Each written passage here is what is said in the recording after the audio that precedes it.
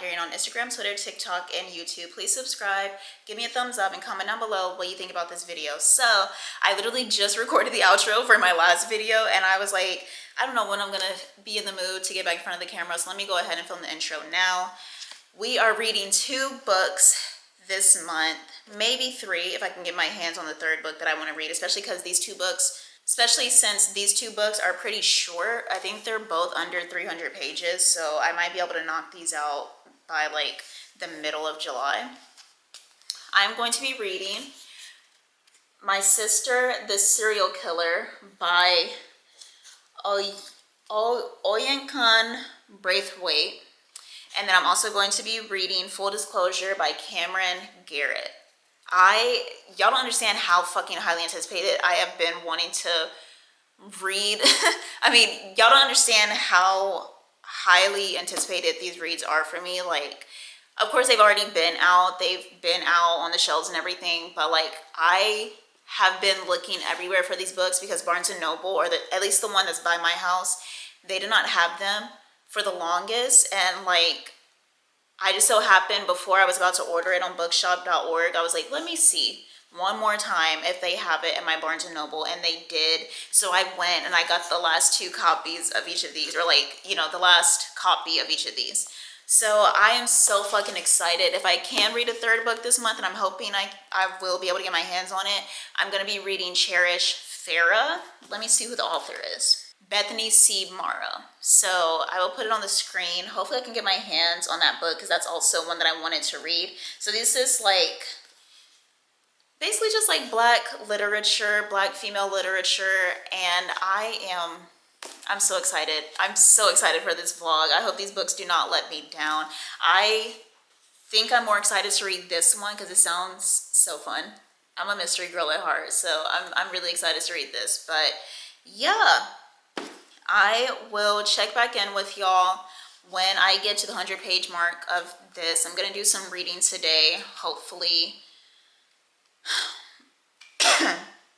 while I'm editing or after I edit, before I go out, because it's also Pride weekend. So literally today is the Pride Parade. I don't go to the Pride Parade though, mainly because it be hot, y'all. Like the Pride Parade, it be hot, it be sticky, it be fucking packed. It pisses me off. I'm not gonna lie. The Pride Parade gets on my fucking nerves. But the Pride after parties, yeah, the Pride after parties, oh yeah. You can catch me every year at the fucking Pride after parties, absolutely. So it's Pride today. It's Saturday, June 28th, bitch. Oh, we're about to be outside, okay? We about to be outside at the lesbian clubs where we don't gotta worry about the niggas getting on our nerves. I love it. Anyway, so because of that, I gotta hurry up and edit my vlog from last month and make sure, hopefully, that I can read this before I gotta get ready to go out tonight. And yeah, that's the plan. Anyway, I'll talk to y'all later. I look a hot fucking mess, so we're not gonna talk about it. I have this blanket wrapped around me. I'm too zoomed in. Okay, yeah. I got this blanket wrapped around me because I'm in this raggedy ass t-shirt that I've been in since I woke up this morning, so we're not gonna talk about it. If you hear some noise in the background, I am running my bath water. I'm more than halfway through this book, as y'all can see. Yeah, and so I decided to just come on ahead and talk about it real quick before tomorrow, because at first I was like, oh, I'll just do it tomorrow before I start filming for my story times and shit. But then I realized if I try to start filming tomorrow, I'm gonna be done with the book. I'm not gonna lie, because I'm about to go read it in the tub, and then I'm gonna wake up tomorrow morning and read some more. I'm most likely gonna be done with this book. I think I only got like, what, 40 pages left? 60? Yeah, so let me tell you about this book. This book, My Sister, the Serial Killer by Oyinkan Braithwaite, is Oyinkan Braithwaite. There we go. So, My Sister, the Serial Killer, there is a character named Coretti. She is a nurse at this hospital, Or actually, I guess I should start from the beginning. So we have a main character. The main character's name is Corretti. Corretti is the oldest of 2 daughters. Her younger sister is named Ayula. One day, Corretti is, at her house about to eat dinner when she gets a call from her sister saying, I need help. I just killed my boyfriend. And Corretti is not even like, I'm probably butchering her name, but Corretti is not even like, she's fazed by it, but she's more annoyed because this is the 3rd boyfriend in a row that Ayula has killed and claimed like, oh, he was beating my ass and blah, blah, blah, so I had to stab him. And Corretti is like, okay, well, if he was beating your ass and you had to run away from him, why was he stabbed in the back? Like, bitch, come on, be for real. So she helps Ayula dispose of the boyfriend's body. The boyfriend was named Femi. She helps her dispose of the body and clean up his apartment. So that's how we start the story off. And it's just a bunch of like Corretti trying to understand her sister and be like, okay, like maybe he was putting his hands on her, maybe like they were all like being abusive towards her and I'm just not giving her enough credit or being empathetic enough towards her, compassionate enough towards her.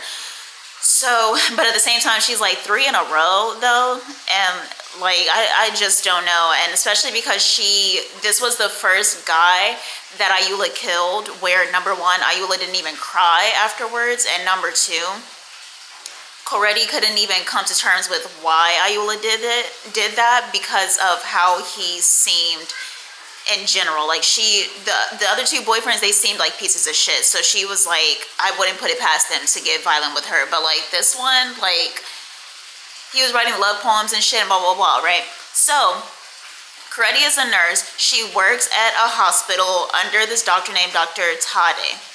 Tade is like this big, beautiful, muscular man that got a nice singing voice, just fine, just a fine chocolate man, okay? And Corretti is hopelessly in love with him. I think she's been working at the hospital for 6 months and she is like just absolutely in love with him. One day, Ayula comes to the hospital to go to lunch with Corretti, and of course, Tade meets Ayula and falls in love with Ayula because everybody who sees Ayula either falls in love with her or wants to be her. And so he gets her number, they start texting. Corretti tells her like, leave him alone, stop texting him. And Ayula says, is that what you want? You're not gonna fucking get it.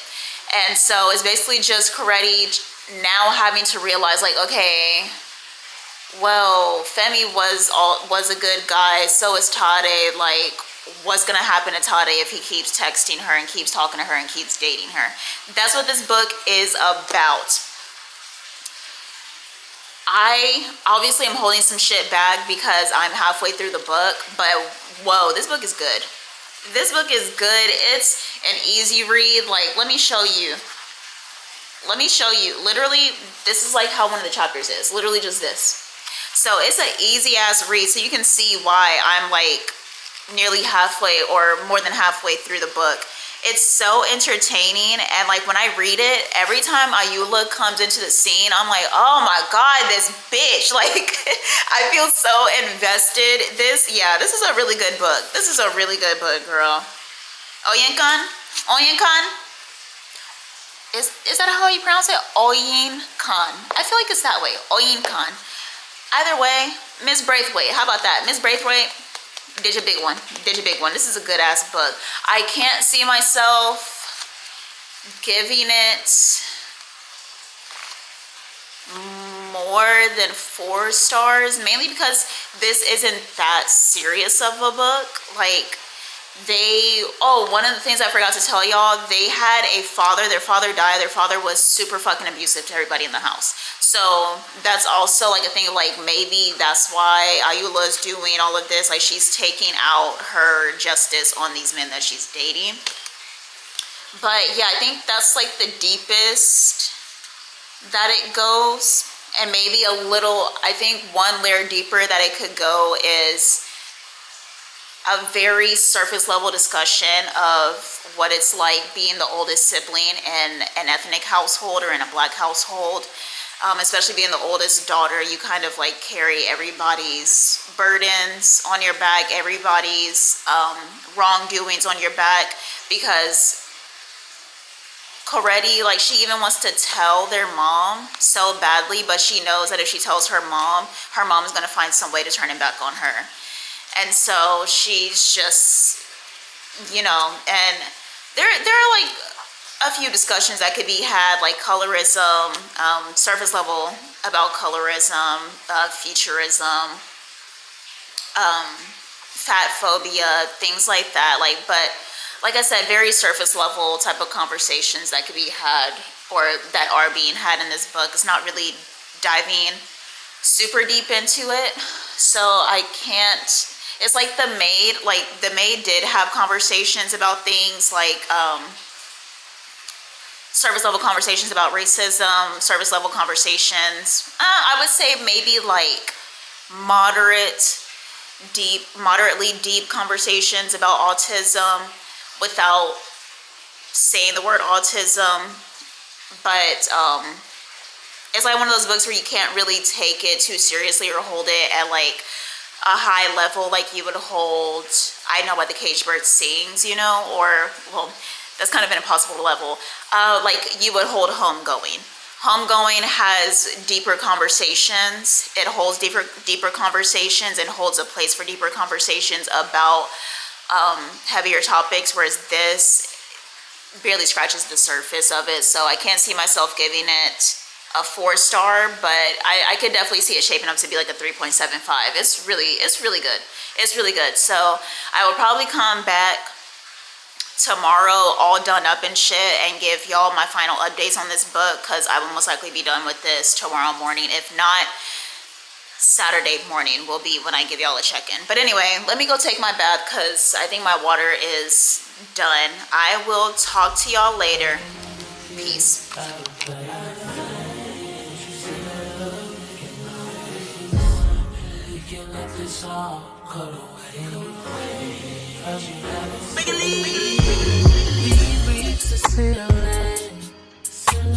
I had a feeling from the beginning, must be the ending.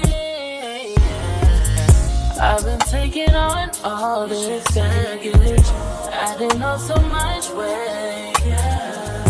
Had me thinking that I was average when you really don't play. How you gonna throw it away?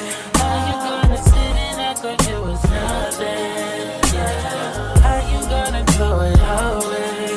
How you gonna make it so damn hard to explain? How you gonna throw it away and say my love that was not the same? Yeah. How you gonna throw it away?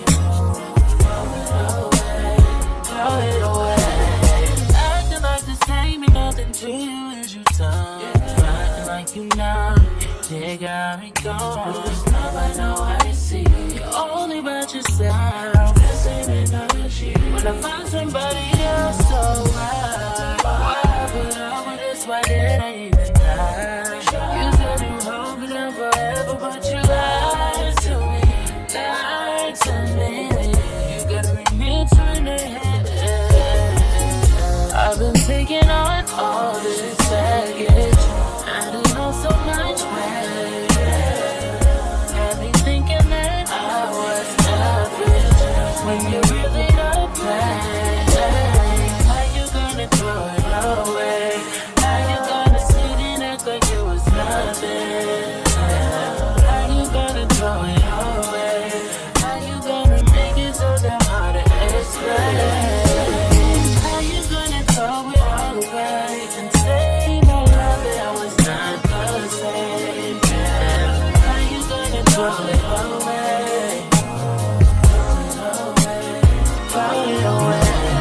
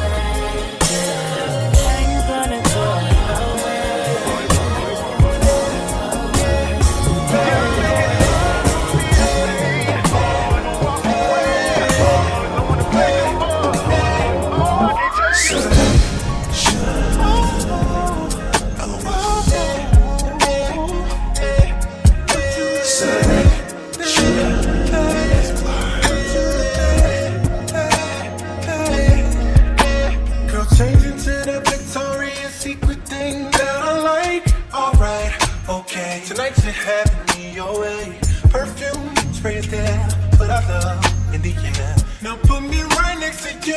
Finna raise the temp in the room. First rub my back like you do. Right there, right there. You touch me like you care. Now stop and let me repay you for the week that you've been through. Working at 9 to 5 and staying cute. Said you were sexy, right? How you walking? Hello, everybody. So I actually finished My Sister the Serial Killer. I finished it I finished it yesterday. I don't know what I was about to say, like about a few days ago.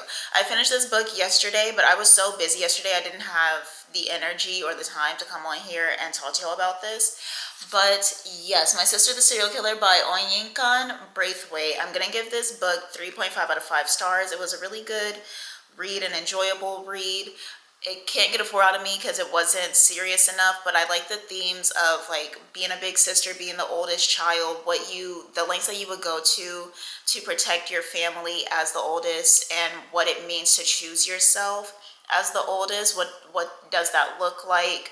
All the guilt that comes with it, all the shame that comes with it when you choose yourself, and in the end, what does choosing yourself really mean? Can you really completely, fully choose yourself? And so, yeah, I love like the battle that she has with herself of like, I should just call the cops on her. I should have just like let her deal with this shit on her own. Like she would have figured it out.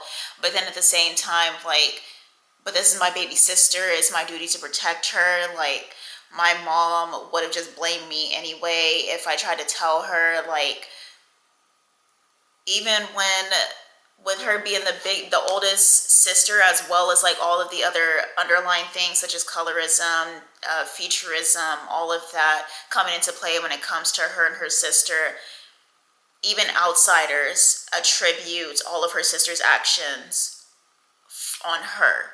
Like, no wonder your sister is a cheater like this, because you don't give her enough love and support like you're supposed to. And like, I think there's something to be said in this book about how she illustrates that even when it's very clearly the men that fail women, the most often, time and time again, it will always be the women in that woman's life that will be blamed for why they are the way they are, because their father was horribly abusive. And so obviously there is some ties there between her sister and the way that the father treated them. And I wish that they would have I wish Braithwaite would have dug into that a little bit more.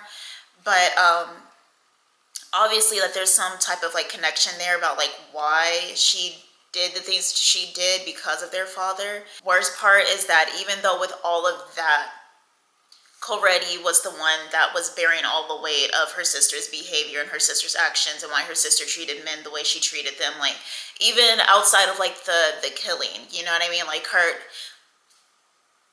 she was the only one that knew about it. She was the only one that knew about her sister and like doing all the killing and everything.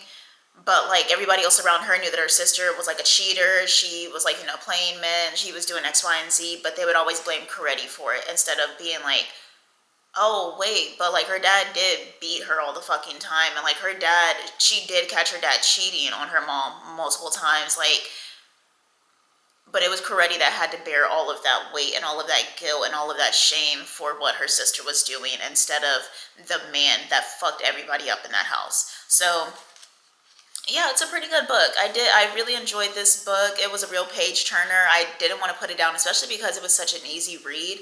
It was like, what's the point of putting it down when I could read another 1-2 pages and knock out another chapter like that? You know what I mean? So I really enjoyed this book. 3.5 out of 5 stars. Next, I'm about to read Full Disclosure by Cameron Garrett. I'm really excited to read this book. Highly anticipated.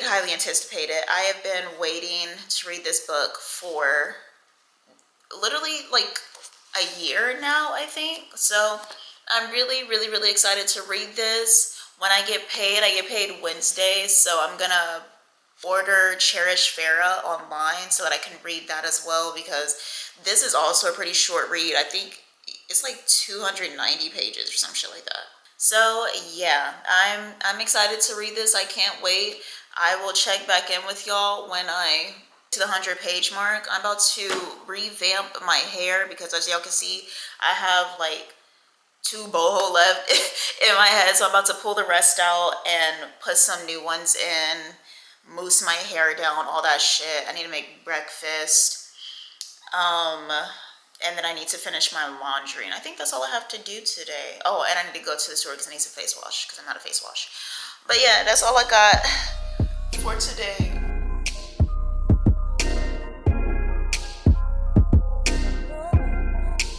You're my lady.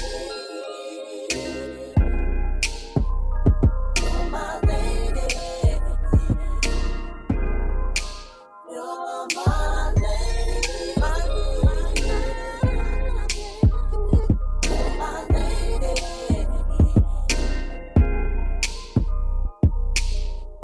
Don't think I see the look in his eye. All of which they get and that's a matter of fact. I want you to get you for you discretion. I'm trying to have a good thing. Trying to come with the rain. Make it home. 'Cause I want them to know my lady. You're my lady. Whatever, yeah. So I have made it past the 100-page mark. In full disclosure, let me tell you about this book while I do my makeup. I'm so tired, y'all. I don't know why I'm so tired. But anyway, this book is about a main character named Simone. Simone lives in San Francisco. She's a black girl that lives in San Francisco. And she has 2 dads and also HIV. So she got HIV from her mom at birth, and it's been kind of like a more so just like a background thought in her life for the most part, until she found a boy that she liked. She's 17 years old and she has her very first guy crush, because she had a crush before this with a girl or on a girl, but we won't get too much into that because I don't want to spoil anything for y'all. And she's really nervous about like what this all means, what this all could mean when it comes to liking him, dating him, because he likes her back and they're like kind of dating, seeing each other, whatever. And she's just trying to decipher what that all could mean for them in the future, because when you have HIV, you're constantly worried about like, okay, well, like what's gonna happen when they want to start having sex with me? I can't, like, I don't know if I can do that. I don't know, like, because it's a whole bunch of complications that come with it, right? Like, you have to tell the person legally, you have to tell the person, but at the same time, it's like, well, what if they don't want me after I tell them? And like, it's easier said than done when people, are like, oh, well, if they get scared off or whatever, then they just weren't meant for you. It's easier said than done, because obviously you want them to be meant for you. You want them to accept you. You want that to not be a burden that's hanging over your head just because you have a crush or just because you're going on dates with somebody. And so she's navigating dating life as somebody with HIV. And one day, while going through all that, she's like directing a play and everything. And one day while going through all of that, she gets a letter in her locker saying, basically, stop talking to Miles, which is the boy that she's been going on dates with. Stop talking to him or I will tell everybody that you have HIV.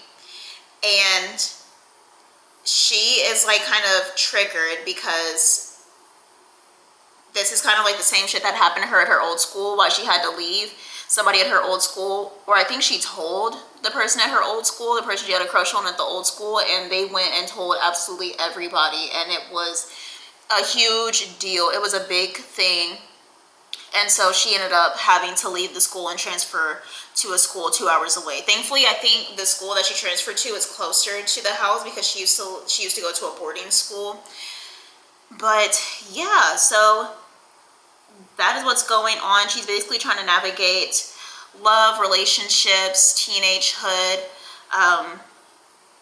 the prospect of sex, because sex is already scary as a teenager, especially as a teenage girl. Sex is already terrifying. So then imagine adding being HIV positive on top of that and having to worry about telling somebody. They might tell the whole school. You might have to switch schools after you finally gotten settled into the school that you like, and you have your friends and you have your routine and you're doing all these things that you always wanted to do, like directing plays, having friends that know about your status and love you regardless and still come over your house. Like, it's just, I couldn't even imagine, you know? And this book is so informative. This book is so good. It is so good. Like, it has brought tears to my eyes at least twice since I've read it, or since I've been reading it. And it is just like, wow. It is, this book is so perfect. I love it so much.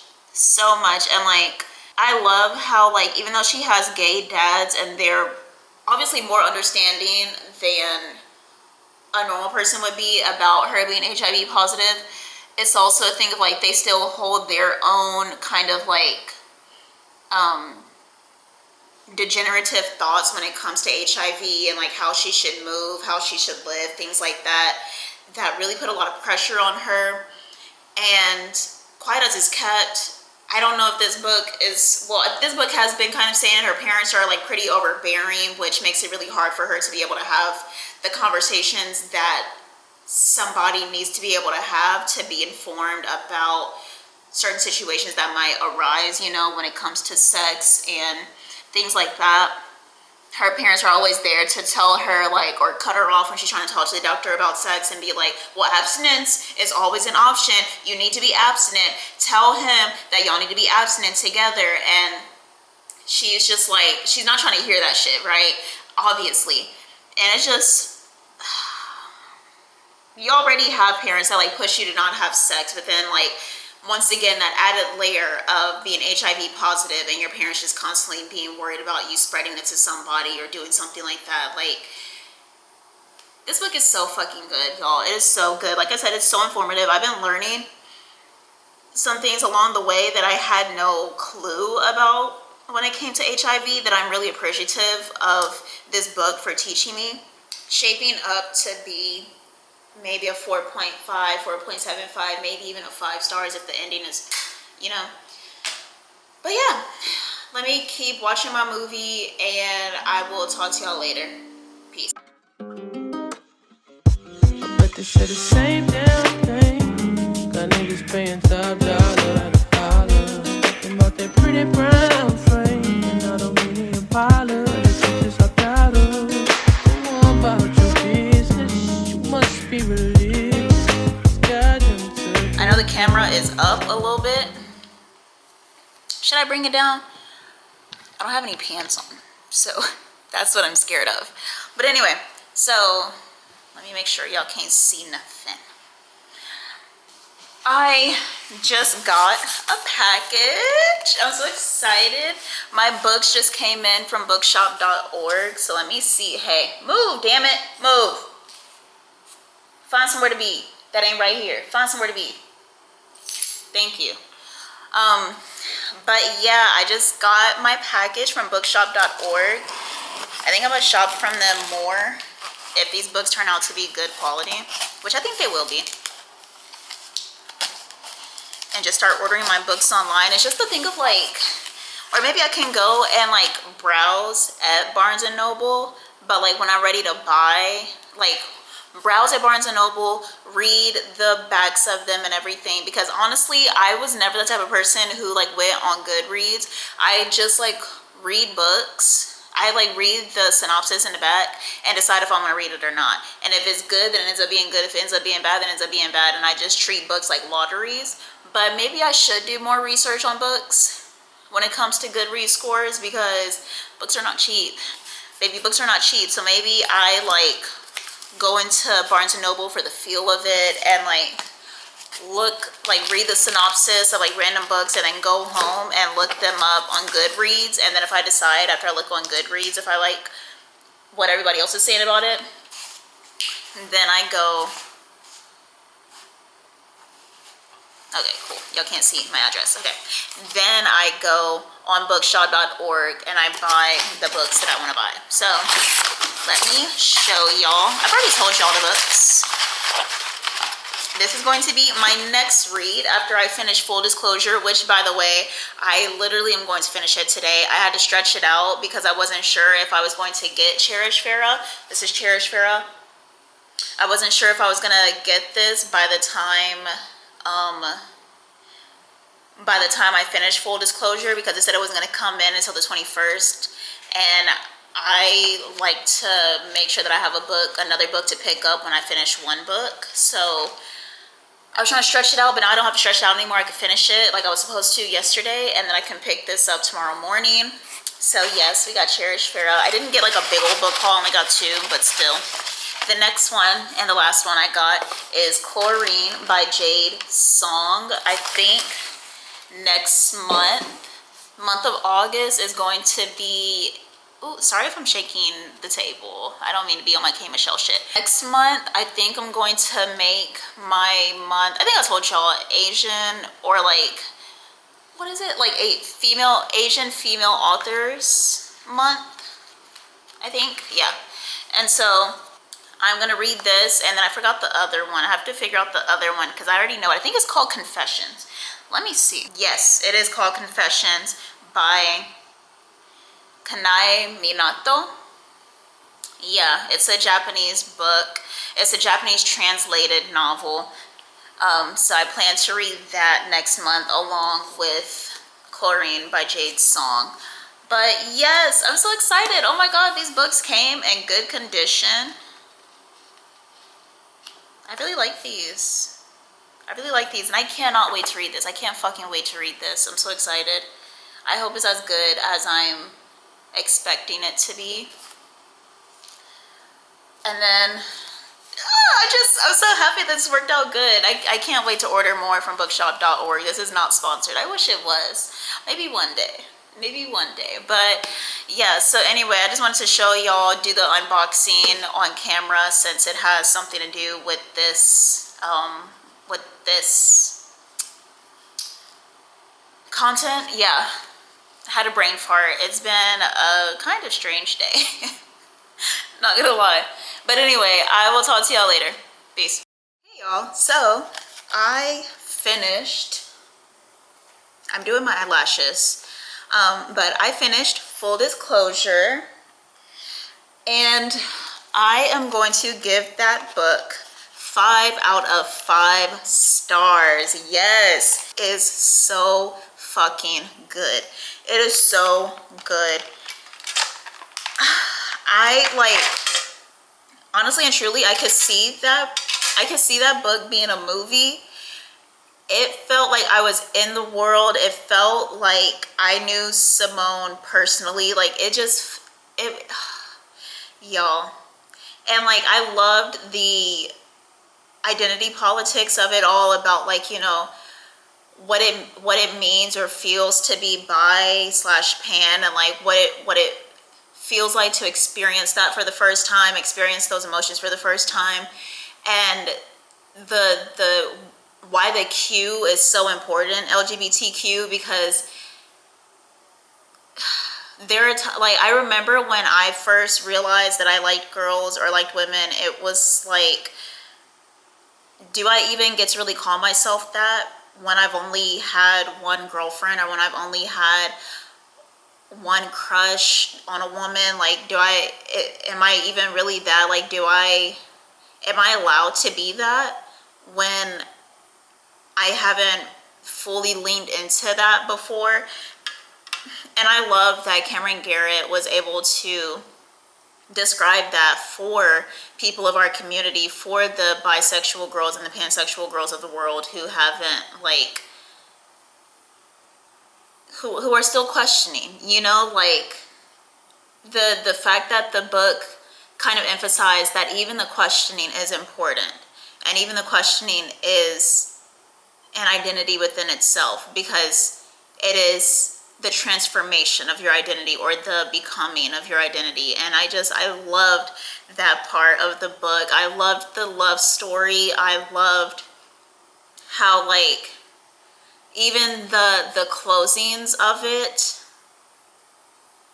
were so realistic because they are teenagers, you know. The conflict resolution was so, I don't even know how to describe it. The conflict resolution was so just adolescent in a way, and so unfulfilling. And like, I know it probably sounds like I'm just hyping it up, like, but like, you know, whenever somebody does you wrong in teenagehood, but like they don't have the emotional intelligence to be able to fully apologize. They're just like, I'm sorry, I guess, like I was going through all this shit and like that's why I did that, so I'm sorry that I hurt you, like, you know, my bad. And like, that's just like, even though it wasn't satisfying, it was also just like, but this is exactly how a teenager would acknowledge something like this. And that's like, this is exactly how they would resolve something like this. This is exactly how they would apologize for something like this when they're still hurting themselves, and when what they did, when their actions are a result of whatever hurt that they're going through. And it, I loved the book. I loved the book so much. One thing about a Black American woman, we gonna know how to write a fucking book, okay? 5 out of 5 stars. Would absolutely recommend to literally anybody. I think this is one of those books where it's like, it's an absolute must read. I think I said this already, but yeah, I feel like it gives humanity to those that are stripped away of their humanity in this world too often because of their status when it comes to health. And being able to, like, learning about Simone, being able to connect with Simone in so many other ways, it gives her humanity back. And I feel like more people need to read this, especially more younger people need to read this, because we're so impressionable at that age. And I feel like reading a book like this will help destigmatize something like HIV. You know, like I said, HIV is literally, it can be undiagnosed or untreated. Diabetes is worse than treated HIV. And a lot of people don't even realize that, and they will argue with you down if you say that. But then doctors will say the same thing, and they'll say that the doctor doesn't know what the fuck they're talking about, da da da. And it's like, no, you just feel that way because of the stigma behind it. And I feel like we need to start making a more concerted effort to undo those stigmas. That's not saying, like, it's just like with drugs, you know what I mean? Like, it's not saying, like, it's not encouraging people to go catch it. It's not encouraging people to go try drugs. It's just, when you destigmatize it, it helps people start getting more treatment and more funding for treatment and more funding for research to find treatments and find cures and find help that they need, because the world isn't, or society and the government and everything aren't so dedicated to demonizing it. You know what I mean? It's like weed and alcohol. Think about, you know, back during Prohibition era, alcohol was looked down upon and demonized and da da da da. Now we have full-blown rehabs for people with alcohol addictions. We have full-blown support groups and chips and you know, fucking insider tattoos and shit like that for people with alcohol addictions. And it could be the same thing. We can do the same thing for people with, you know, H addictions or crack addictions or HIV. You know what I mean? Like, it doesn't have to be this big, it doesn't have to be this big boogeyman, is basically what I'm saying. You can acknowledge that it's not a good thing without making the people who suffer from that also feel shame for suffering from it, you know? Especially when, as horrible as people's sex practices are today, it could be literally anybody. Think about it. Think about how many people you know that don't use condoms. It could be literally fucking anybody. So anyway, that's my little soapbox for today. But yeah, so that was really, really, really fucking good book. 5 out of 5 stars. Wow. I am moving on to Cherish Farah. I might read it before I go out tonight, but I have to do my lashes first, and I gotta call my dad because my dad said something's going on with him. So I gotta call him, and I might edit a little bit before I leave. So maybe I won't be able to read Cherish Farah today, but I would definitely try to get to it. But yeah, so anyway, I gotta go. I'll talk to y'all later. Peace.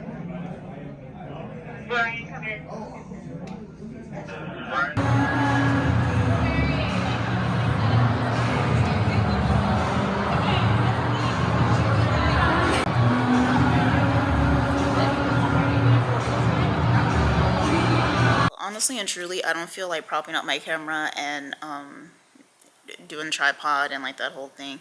I'm sick. I'm sick. I have a fucking surgery coming up. I'm not gonna cry.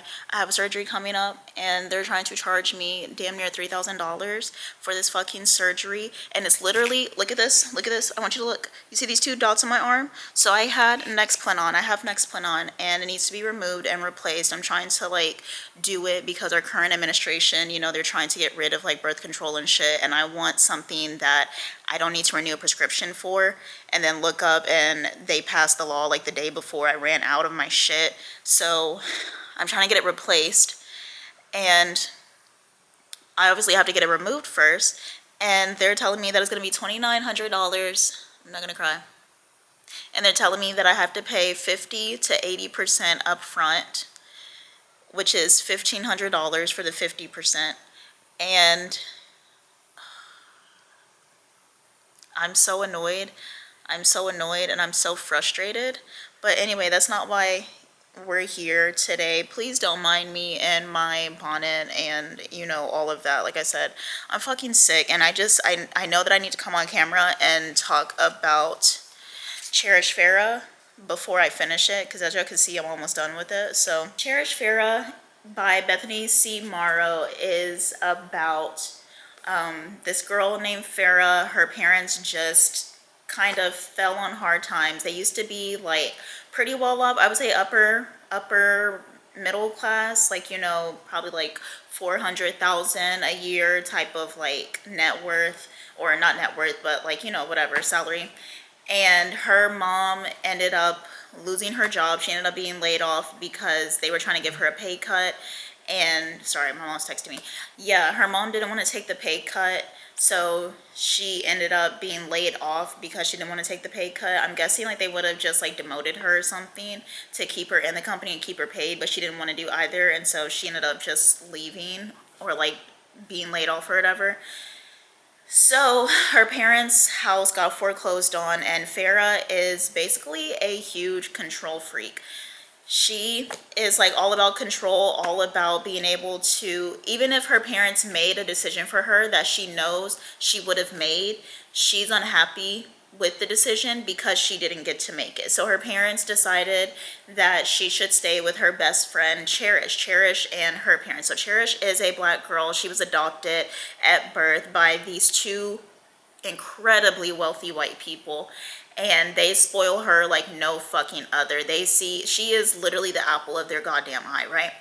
And they are like, the mom Brienne is like super woke white woman, and she, like, you know, learned how to do hair, like learned how to do black people hair when she got her little black baby. She learned like the skincare of, like, you know, black people, even though there's not really much difference except like white people don't put on lotion and like bathe every day. I don't know. And then there's some black people who don't bathe every day, so I don't know what,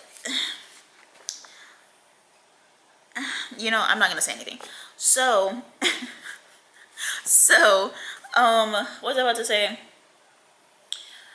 Oh yeah, Cherish's parents and Farah's parents are really good friends, and so that means that Cherish and Farah are best friends. And Farah's parents decided that Farah should stay with Cherish in the meantime while they figure things out, while they figure out how to like get the house back or whatever. And so, but even though she would have chosen to stay with Cherish instead of going with her parents on the other side of town. And like the other side of town is like regular middle class. Like it's not like lower middle class, it's regular middle class. But because she don't want to stay on that side of town and she wants to stay around like all the like wealthy people and shit, she wants to stay with Cherish. But because her parents chose for her to stay with Cherish and she didn't get to make that decision herself, she's pissed the fuck off, right? Just like bratty shit. So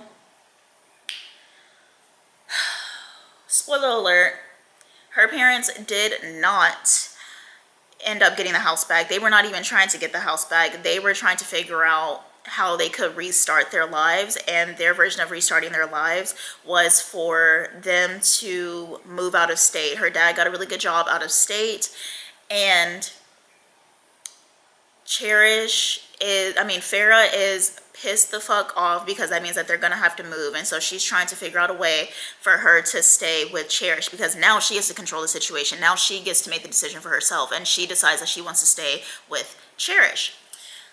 However, everything ain't really on the up and up in Cherish's household with them white people, girl.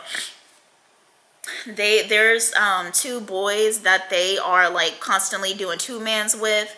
Cherish is dating this boy named Kelly. Kelly is this like little boy that got into like a lot of like legal trouble and then was taken in by a judge, the judge who presided over his case, and that judge is also a white man who has a black son. It's unclear if his wife is black or if his wife is white, and they also did the same thing that Cherish's parents did and adopted a black boy, like a black child. But his name is Tariq, and Tariq is like on his best behavior, so the judge took in Kelly after he decided to not give Kelly a hard sentencing for being caught like stealing or whatever, and decided that his son should like be a role model for Kelly and like become his best friend and shit like that. So something happens between Kelly and Tariq, and next thing you know, ain't no more Kelly. And that's all I'm going to say, because if I say any more, it's going to be me spoiling like majority of the book. But it's a lot going on up in here, child. If that sounded kind of like it was all over the place, that's kind of because it was slow moving, and then when it started picking up the pace, oh girl, it was zooming. This book is zooming. Yeah, how do I feel about this book? This book is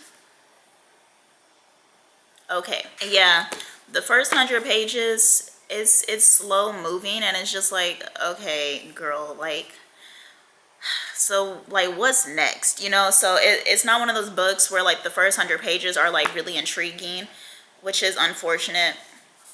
I don't see this book getting a 4-star out of me, honestly and truly, even with how do I put this? You can tell that Bethany C. Morrow is trying to write in a way that she thinks is profound. That sounds so mean, but it's just like when you read it, it just sounds like a big old word salad of shit that a teenager would never say.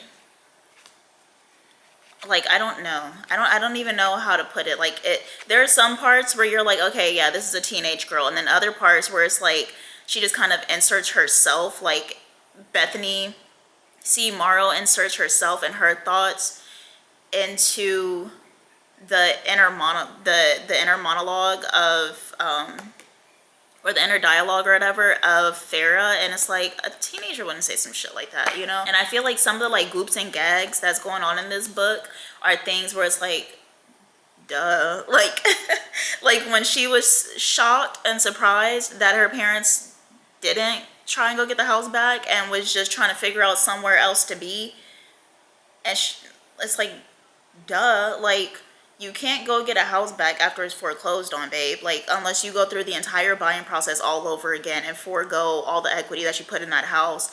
Why would you, like, you know? And of course, like, I get it's supposed to be like teenage shit, but like also the way it was written in the book, it was like as though it was supposed to goop and gag you, but like I'm reading it like, well, no shit. Like, I gotta go. I'm tired. I have a headache. Yeah. Peace. Bonnet Talks. So This is gonna be the last time y'all see me at this angle with no fucking ring light and shit. Pinky swear. But I just wanted to come on here and tell y'all, me and my mama got them bitches together so I don't have to pay for my surgery. Snaps. Because basically, like I said, I told my mama to come meet me out there because my mom's a nurse or whatever, and my mom just recently had a surgery, and she works like in OR. Hey, get away from the mirror. I'm not playing with you. And she works in OR, and so which is like operation room. I think it's basically like, you know, after your surgery, like, you know, the post care or whatever. That's what she does, right? So I asked her to come with me because, like, one thing about it, black mamas, especially if your black mama is a Pisces, oh baby, they not gonna let up. They not gonna let up. Hey, stop! I don't care. No.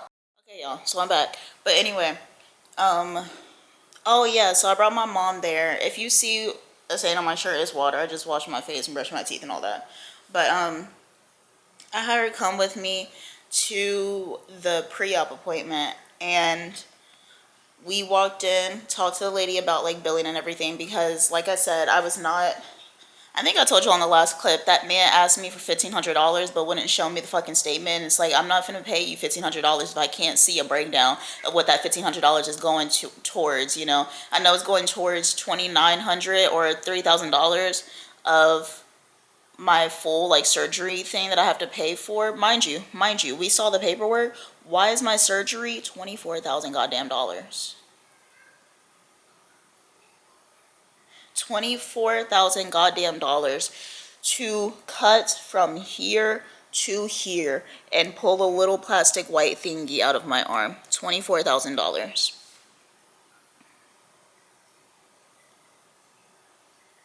Ronald Reagan is going to hell. So anyway, $24,000. My insurance covered however much. I think I don't know the math because it says something about $8,000. And then I need to pay $3,000 of that $8,000. I don't know what that $8,000 is for. If it says my charge was $24,000, I don't know. I have no fucking clue. I don't know. Ronald Reagan is going to hell. That's all I fucking know. That's all I fucking know. I will not forgive you bitches. I will not forgive you fucking 80s Republican stupid bitches for voting Ronald Reagan into office. I will spit on every single one of you individually. Y'all are the reason why this country is the way it is. Y'all are the fucking reason. Y'all are the fucking reason. Anyway, let me not do too much. But yeah, so she's talking about, oh, it's gonna be $3,000, da da da. My mom was like, okay, well, can we see a breakdown? Asking her the same thing I was asking that man on the phone yesterday. She's talking about oh no, like we can't give you a breakdown of like what everything is going towards until after the surgery. So how do you know that I owe you $3,000 if you don't even know what I'm supposed to owe you until after the surgery? If you don't even know what is supposed to go to what until after the surgery, how do you know that I'm supposed to pay you $3,000 fucking dollars? That don't make no goddamn sense. Make the fuck sense. So my mom was like, okay, but we're just trying to understand why it's so expensive. Like, she's literally getting a slice from here to take out a little plastic thing out of her arm, and then you're stitching it back up. Why is it that much? The woman kept trying to say like, oh, like that's just how healthcare is. Like, you know, in the U.S., it's just how healthcare is. Like, it's just expensive. Da da da da da da. Mind you, my mom's a nurse. My mom fucking knows. And my mom was like, I understand that that's how healthcare is, and I understand that healthcare is expensive in America. I fucking get it. I grew up in America. I work in the healthcare system in America. I understand. But we're gonna need a little bit more justification. Sorry if I sound so stuffy. Like I said, I'm sick. We're gonna need a little bit more justification than just that's just how it is when you're asking us to shovel out $3,000 goddamn dollars. And so the lady was like, no, like I get you, but like we can't get you the statement until afterwards. My mom was like, okay, well, you need to figure something out because you can't. Hey, stop scratching up my couch.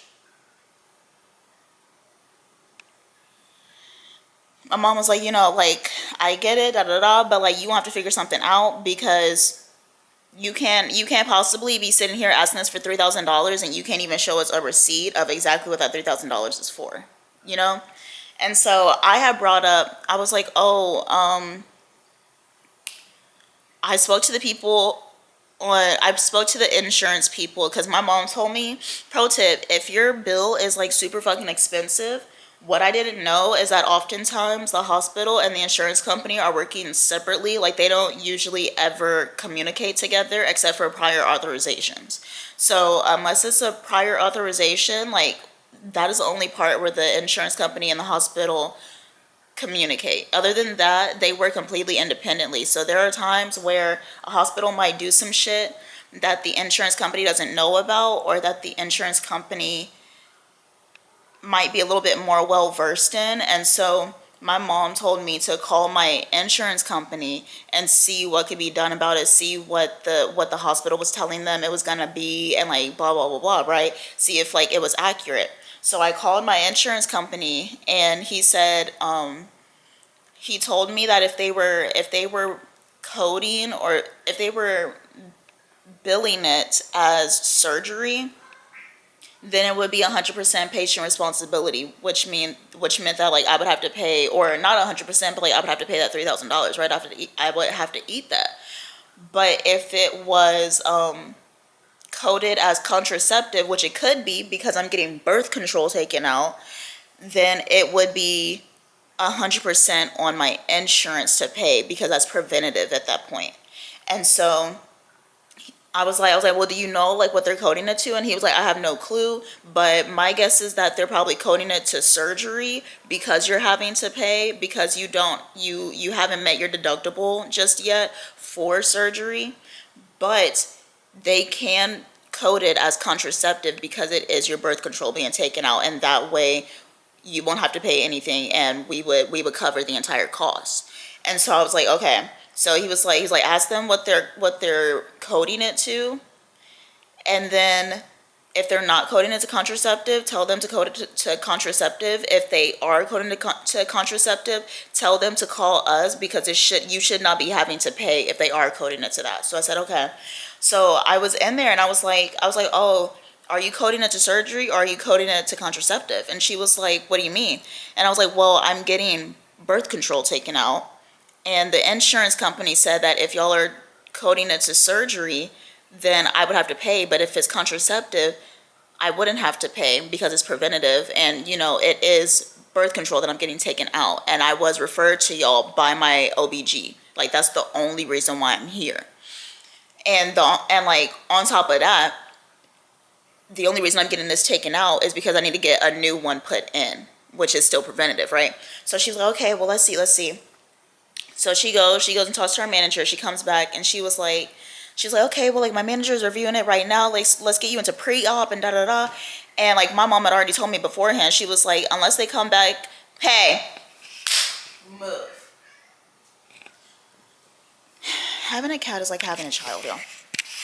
But sorry if my camera's slipping. But my mom already told me beforehand, like, unless she comes back with an actual answer saying like, no, you don't have to pay anything, or yes, you still have to pay something, you're not going into that pre-op room. Because I don't want you to be on the hook for that pre-op if she comes back and says, yeah, you still got to pay something. Because if you still got to pay something, then we're going to figure out other options. We're going to explore other, like, other surgeons or other ways to get it taken out. If we could get it taken out in his office instead of getting it, because they're trying to, like, do, like, a whole surgery room and everything to just cut my fucking arm open, like, bro. And so my mom was like, yeah, no, we'll figure out other options and shit if they're still coming back saying it's going to be $3,000, because I'm not paying $3,000 for that shit.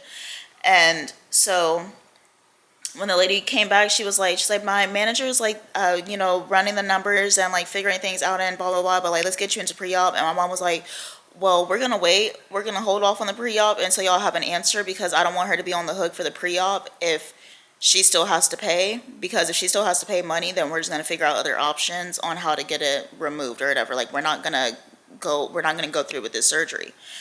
And so the lady was like, oh, well, I don't want her to miss her pre-op appointment. And my mom said, it's okay if she misses her pre-op appointment, because if she has to pay, then we won't need the pre-op appointment because she's not going to do the fucking surgery. And so the lady was like, oh, okay, well, let me tell her nurse. My mom said, okay, yeah, you go tell her nurse, and we're going to go sit out in the waiting room, and you come back to us when you got an answer. So we're sitting out there. Me and my mom are just like, you know, chatting shit. And the lady comes back out and she was like, good news. You don't have to pay for anything. The contract it's covered when we build it to contraceptive coding and da da da. And my mom was like, see? And the woman looked at my mom and she was like, you are so persistent. You are so persistent. And my mom was like, yeah, because it's $3,000. And I was like, I looked at the lady, I said, yeah, why'd you think I brought her? Like, oh girl, don't do that. Don't do my mama. So yeah, fun. That's what's going on. Don't have to pay nothing to get this taken out, but still pray for me, because I did ask my mom. I said, is it like, do I got something like significant around there that they, you know, doing all this for? She said, you do have your brachial artery. I said, oh, okay. So yeah, pray for me with that. But I mean, by the time y'all see this, it's already gonna be done. The old me is gonna be done. This gonna be taken out. The new one's gonna be put in. Hopefully I don't have to do a follow-up appointment and get her to put this in, because I want them to like do it at the same time, because yeah, I don't want to go without birth control. But anyway, that's what's going on. I don't know. I'll go wherever the wind takes me today. But anyway, I'll talk to you later. Peace. So I had to reset the settings on my camera. Sorry, I'm digging in my ear. I had to reset the settings on my camera because it was just getting to be too much. Too much shit was not working out the way it used to work out. And I guess that's what I get for playing with my settings. But anyway, so hey you guys, this is a different angle, different background. I have a lot going on in my apartment right now, which is crazy because I'm about to have people over tonight. I'm frying some chicken, making some mac and cheese and some mashed potatoes and all that shit, and I have mold in my walls. Yeah, because apparently a pipe in my water heater closet cracked, and I told them, hey, I hear water dripping. They said it was my upstairs neighbors had a big leak or whatever, fixed it. I had mold in my walls. I thought it was from their leak. So I put in a maintenance request. Why did they clear the maintenance request but didn't bring their asses to my apartment to look at my walls? And this was yesterday, and they were supposed to come yesterday when they cleared my maintenance request and said that they did some shit they didn't do. And so I put in another maintenance request because no, bitch, you got me fucked up. You need to come in, look at this mold in my walls, because I'm pretty sure I'm getting sick from it. And then first thing in the morning this morning, I called the office, and I was like, hey, so they said that my maintenance request was taken care of. Nobody came to my house yesterday, and I was in the house all fucking day. I lied a little bit. I did. I was gone for an hour, but still. They have permission to enter, so regardless. So I was like, nobody came to my apartment, but y'all cleared the maintenance request. What's going on? Because I still have mold in my walls. They said, oh, an emergency happened. I don't give a fuck about your emergency. Why did you clear my maintenance request if you didn't come? Okay, cool, you had an emergency. That's great. Why would you clear my maintenance request if you didn't come? Oh, right. Doesn't make any fucking sense. So they came today. He opened the walls and everything, and then they saw that a pipe in my water heater closet was cracked. So they're having to have a plumber come and fix that. And they have fans in the walls to like dry all of like the moisture, and the contractor is going to come next week. I'm going to have a fan in my wall for a week. I have to film. I have story times I have to film. I was supposed to pre-record everything today because I have a bachelorette party in 2 weeks and a wedding in 3 weeks. I'm not going to have time to sit down and record and edit. I'm going to be downtown for 3 days straight on the 16th, and then I'm going to be in Mexico the week after that. I gotta figure some shit out, man. Maybe I do have to like film here or something today. I don't know. But I need to get this shit done because I don't have time to not do this. Like the whole point of me doing this was so that I would have one less thing on my plate because I'm still planning a bachelorette party. I still have to like do all of the wedding stuff for my best friend, and then it's just a lot, y'all. It is a lot. Anyway, y'all don't care about none of that. I finished Cherish Farrah yesterday. I recorded, but like I said, my camera was being wonky. And so it wasn't focusing on me like it's focusing on me right now. And I turned it on. I was like, yeah, okay, cool, right, it's working. Wrong. It was not working. It was not focused on me. Yeah. But anyway, like I said, I finished Cherish Farrah. Let me tell y'all, this book is trash. 2 out of 5 stars. Horrible. So the whole time I'm reading this and like shit just starts getting like more and more crazy, I'm just thinking the whole time like, so calling your mama and having her come pick you up is not an option. Like you just have to be with Cherish so badly. Cause spoiler alert, they killed Cherish's mama. Why? They killed Cherish's mama when they didn't have to do that. Like, I get Cherish's mama was racist to Farrah, but all Farrah had to do was just take her black ass home, and none of this would have happened. But instead, she was so dead set on being with Cherish that she decided the mama had to go, so she killed the mama.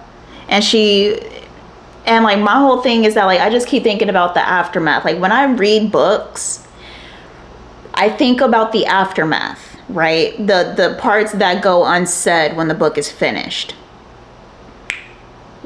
What makes you think Cherish ain't gonna hate you one day for making her kill her mama?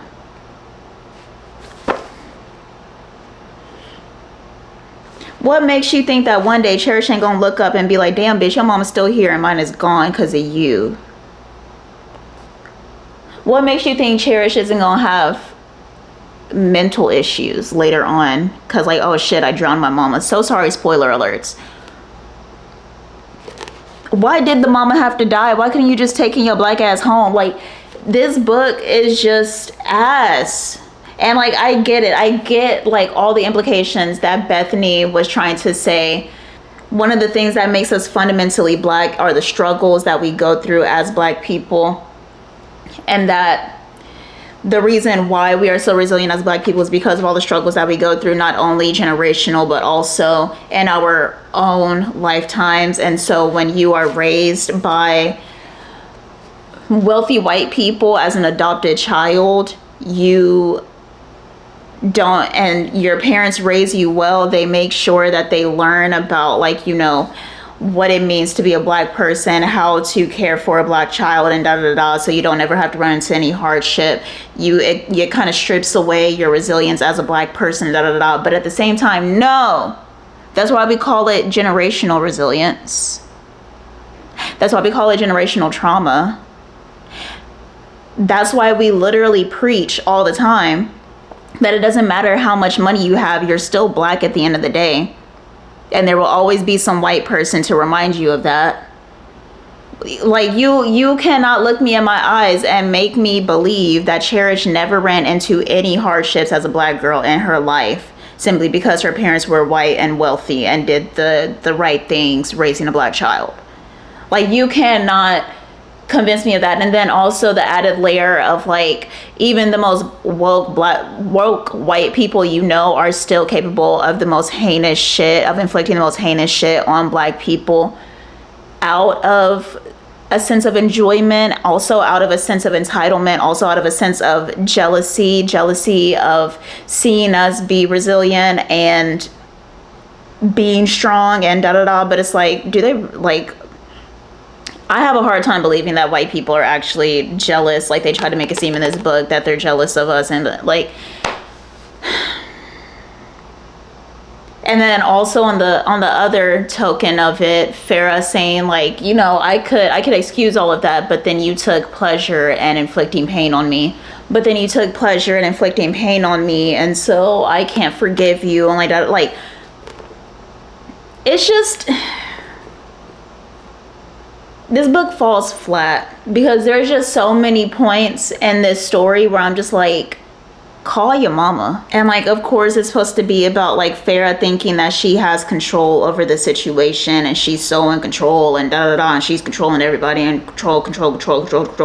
And then she finds out at the end, baby, she had no control. It was Cherish's parents controlling her the whole time, and the only reason she is where she is because they want her to be right there. Maybe somebody else will get it. Maybe it'll be somebody else's cup of tea, but baby, it's not mine.